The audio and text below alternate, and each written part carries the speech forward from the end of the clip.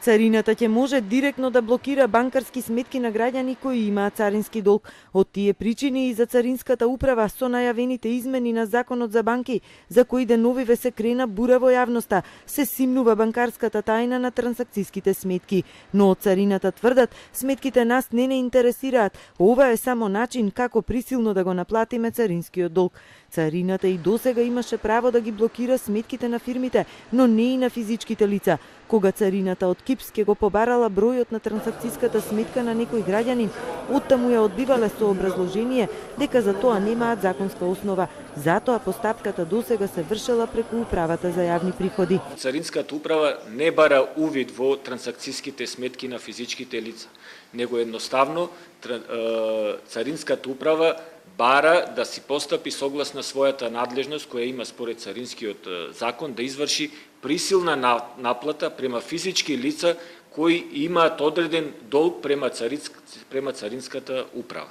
Така да не бара Царинската управа да има увид во трансакцијска сметка, него едноставно она што досега го правеше преку управата за јавни приходи да врши блокирање на сметката, односно наплата на царинските давачки да може да го прави самата.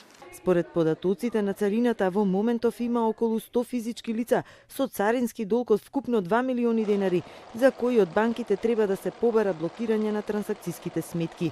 Од Дирекцијата за заштита на личните податоци пак вчера предупредија дека овие законски измени кои се однесуваат на царината ќе треба да се избришат, бидејќи не се во согласност со начелата на пропорционалност и неопходност. Присилна наплата на царински давачки ќе може да се реализира, но со соодветни измени на Законот за Царинска управа, каде што ќе се предвидат законски можности за обезбедување на податоци од регистарот кој се води од КИПС. Од царината уште една новина, намалени се глобите за царински прекршоци и се воведува мандатен платен налог со измените на царинскиот закон кои деновиве стапија на сила.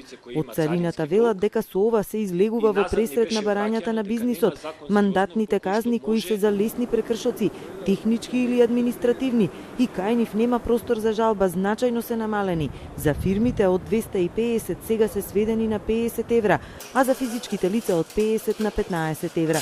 Кај следните прекршоци пак кои имаат фискален ефект, фирмите сега имаат можност да го оспорат прекршокот и да се жалат до Царинската управа, па до Државната комисија и на крајот до Управниот и Вишиот управен суд.